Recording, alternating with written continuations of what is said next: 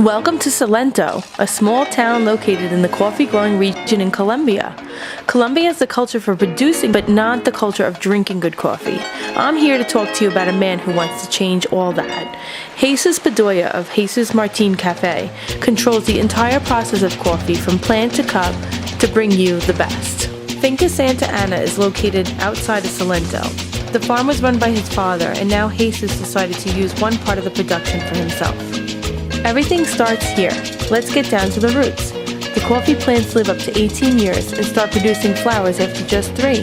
In these fields, they are grown surrounded by native vegetation, which keep this part of the farm organic.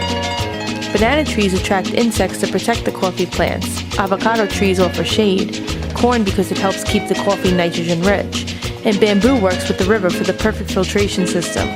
All of these plants are in harmony to grow perfect organic beans. This is the birth of coffee. Here you can see the evolution of the coffee bean. The small green bean to the right is how it starts, and as the beans mature, they turn red and are known as cherries. Small white flowers indicate the very beginning. Most of the beans Jesus grows are Arabica typica, the most common type found in Colombia and considered to be one of the best in the world. The last red bean is too old and unfit. It has seen too much time on the plant. The bright red one just next to it is the perfect bean. All beans here are hand-picked during the 2 harvest periods. Just a gentle squeeze and the bean slips right out of its cherry skin, and here it's easy to see the bad from the good. Tasting the good one, it's surprisingly sweet.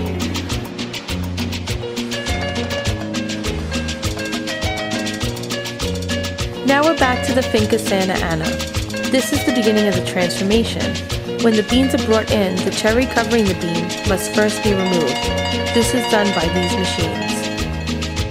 Next, the beans are dried in the sun for around 3 days until they reach about 10% moisture content. To prevent the growth of mildew, the beans need to be raked every few hours. Jesus' wife, Angela, explains the drying process to me and what is left of the bean afterwards. The coffee is left with 2 skins, the outside parchment and the silver skin inside.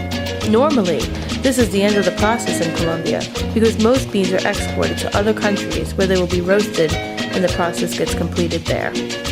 But Jesus decided to control the whole process here. From the finca, we head over to the roasting factory, which is located back in Salento. The first step is to take out the last skin, the silver skin. We are left with a raw green-colored bean.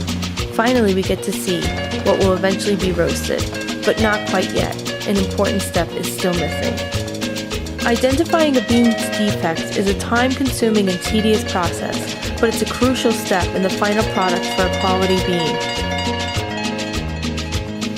Here we see Carlos working hard to identify the defects. This process is done entirely by hand and by eye, carefully picking through each one. I imagine Carlos sees beans in his dreams.